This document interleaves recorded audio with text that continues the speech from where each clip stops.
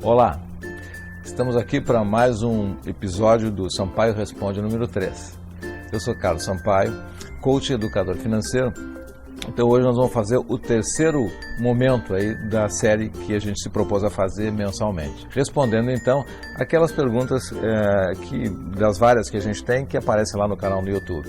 Bom, para começar, aqui tem uma pergunta do Heberson, tá?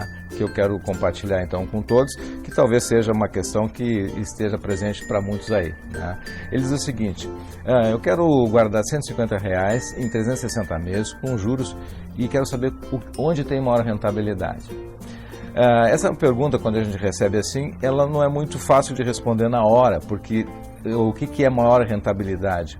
Porque maior rentabilidade pode ter outros componentes, como um risco maior, ou uma questão de segurança, no caso, envolvida aí, né? Bom, mas para não deixar sem resposta, eu te diria o seguinte, Heberson, tá? Se você está começando, maior rentabilidade, você poderia pensar então num Tesouro IPCA, tá? Comece por aí, porque você vai ter então uma rentabilidade maior do que a inflação, tá? Isso já é um bom começo. Ter um ganho maior que a inflação significa ter um ganho real, tá? Então procure uma alternativa do Tesouro Direto, como o Tesouro IPCA. Essa é uma sugestão. Ok? Bom, então vamos para uma questão aqui do Rogério. O Rogério pergunta o seguinte: gostaria de tirar uma dúvida, que é o seguinte: eu tenho um CDB, né, uma aplicação em CDB com 118% do CDI e queria saber quanto que isso representa em rentabilidade, em outras palavras, né? Bom, Rogério, o seguinte, o CDI, ele é um índice, né, das operações entre os bancos. Inclusive tem um vídeo disponível para explicar bem melhor isso aí para você. Então, assim, o 118 do CDI quer dizer, em termos práticos, se o CDI, por exemplo, variar 10% ao ano, tá, você vai ganhar 10% sobre o seu investimento e mais 18% sobre o ganho.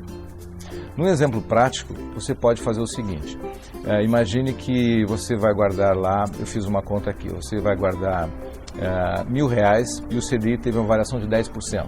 Então você vai ganhar 10% sobre R$1.100, que é o rendimento do CDI, e mais R$18, que é 18% sobre o ganho do CDI. Tá? Então, a taxa de juro, recalculando e te respondendo, ela vai ser, então, de 10%, que é a variação do CDI, e mais 1,8%, que seria o ganho acima do CDI. E ao ano dá 11,8%, ok? Bom, espero que tenha clareado um pouquinho. Se não ficou tão bem claro, pode me mandar depois, ou outros que estejam assistindo, me mandar também um complemento, fazendo pergunta, pedindo um complemento. Ok? Bom, a Marinalva me diz o seguinte: olha, Carlos, eu fiz um consórcio e estou pagando R$533 por mês. E está me perguntando se ela fez o investimento certo ou errado. Sempre o certo e errado não existe, né? Eu sempre digo isso, tá? E para ter certeza, poder te dar uma resposta melhor, Marinalva, eu precisaria conhecer a taxa de administração, tá? Qual a taxa de administração que esse consórcio está cobrando. De modo geral, eu particularmente não gosto muito da opção de investimento como consórcio. Acho que tem, para o dinheiro disponível, tem outras alternativas, tá? Mas isso é uma opinião minha e acho que a gente tem que avaliar muito a situação de cada uma, né, de cada pessoa, né? Então não vou entrar nesse mérito agora, tá? O ideal no investimento, se você puder fazer para os próximos ou ainda se quiser reverter esse, seria fazer uma comparação das alternativas que existem possíveis, né?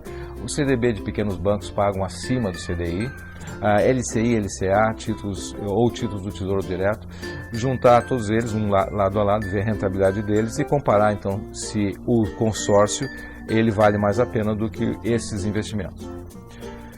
Bom, ok?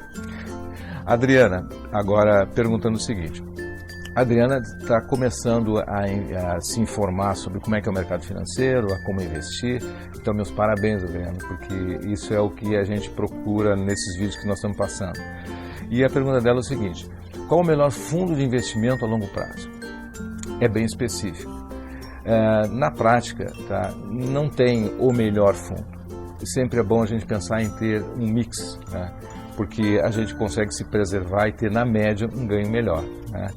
Mas eu vou te dar, não vou deixar sem resposta. Um fundo para longo prazo, acima de 10 anos, se deixar o dinheiro guardado lá, é o fundo de investimento imobiliário, tá? Ele tem, então, a possibilidade, além de ser isento do imposto de renda, ele tem a possibilidade de você ter o ganho da valorização da cota, né? E você tem, então, o ganho do aluguel mensal desse fundo. Então, para longo prazo, na minha opinião, é uma excelente alternativa. E também, bom, se a intenção é menos de 10 anos de guardar esse dinheiro, você tem, então, um mix de outros fundos que teria que fazer uma comparação no mercado, né? Fundos de renda fixa, fundo de renda variável, enfim, que modalidade você escolher, fazendo essa comparativo, menos de 10 anos pode ser interessante também. Eu não sei qual é o prazo que você chama de longo prazo, por isso que eu estou colocando dessa forma. Muito bem. O André diz o seguinte, olha, eu tenho uma grande dúvida. Ok, André, ele está pensando assim, bom, eu tenho 15 mil reais e eu quero ver uma forma de fazer com que essa grana gere um ganho mensal, uma renda mensal. Bom, da forma como está a pergunta, André, pelo que eu entendo, e se me corrija se tiver alguma coisa a mais, 15 mil reais como montante para você tirar uma renda mensal de juro real, ela é algo assim que realmente vai gerar um ganho muito pequeno, tá? Então, eu te diria assim que talvez valha a pena guardar por um tempo maior e esperar que isso se torne um bolo maior e aí sim você pensar em ganho, né? Ok? Bom, o que mais, André? 15 mil reais. Bom, vamos pensar o seguinte, se você está começando a investir, quer saber onde colocar, só para completar, você pode pensar então no Tesouro Selic. Comece então por aí, né? Então guarde aí e você está se preservando e aprendendo um pouco como é que funciona o mercado e aos poucos vai diversificando e vendo outras alternativas de investimento, ok? Uma outra questão aqui, vamos lá. Espero que esse cenário que a gente está fazendo, que é um cenário ao vivo, né, e que certamente vai ter alguns barulhos externos, né, não interfira na compreensão do que eu estou passando. Mas, enfim, a gente está inovando e trazendo para você, de forma bem descontraída, esse momento aqui que é o Sampaio Responde número 3, com essa abertura toda. Bom, a Roberta, então, pergunta o seguinte, como é que... ela diz assim, tem o objetivo de ter 100 mil reais aplicado. Eu quero saber... quanto que eu preciso guardar, quanto tempo eu tenho que esperar. Bom, para ter esse valor de 100 mil reais, guardando em torno de R$1.000 por mês. Então eu fiz um cálculo, Roberto, e assim, isso tem uma calculadora financeira para a gente usar para facilitar. E o cálculo é o seguinte, se você guardar R$1.000 por mês, uma taxa de juros de 1% ao mês, tá? Vamos imaginar que você consiga 1% ao mês antes de imposto de renda. Você vai chegar, então, a esse valor de 100 mil reais em 70 meses ou em 5 anos e 8 meses, depositando os R$1.000 por mês. Está feita a conta e esse é o tempo que tem que esperar. Ok? Vamos à pergunta aqui do Valdeci. Diz assim, dá para investir no Tesouro Direto por meio de bancos comuns, como Bradesco, Itaú, Caixa Econômica, etc., ou somente através de corretores? A resposta é sim, você pode fazer através de bancos comuns, como esses aí, embora eu tenha recomendado sempre que você procure as corretoras independentes. Por uma razão muito simples, o custo é muito menor nas corretoras independentes, né? Então essa é a grande vantagem. Dá para fazer, mas de preferência faça com as corretoras. Ok? O Wagner, agora, ele diz o seguinte, ele acompanhando o mercado, ele diz assim, a Selic vai recuar, tá?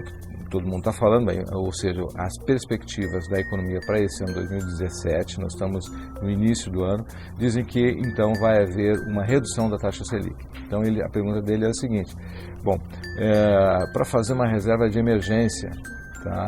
Com a Selic caindo, vale a pena? Eu te digo o seguinte, Wagner, se realmente você está procurando reserva de emergência, Selic é uma alternativa muito boa, talvez seja a melhor, porque você tem a garantia que vai estar tendo remuneração ao custo do dinheiro e tem uma questão muito importante para a reserva de emergência, que é a liquidez. Você pode sacar a qualquer momento sem ter perdas, tá? Então você tem a garantia da rentabilidade sem ter perdas. Então vale a pena, sim, né? Como reserva de emergência. Se o seu objetivo é uma reserva de médio e longo prazo, eu diria que a Selic não é a melhor, mas para reserva de emergência, sim. Bom, se a Selic cair também, o que todo mundo está falando, de alguma forma, só para efeito de raciocínio, a inflação também vai cair. Então, assim, você vai ter um outro referencial de economia, tá? Então, hoje a Selic está alta, mas a inflação está alta. O seu ganho real é quase equivalente. Vamos pensar assim. Perfeito? Muito bem. Esse era o Sampaio Responde número 3. Espero ter atendido a essas questões que foram colocadas e até o próximo, então, Sampaio Responde número 4. Um grande abraço, sucesso e prosperidade.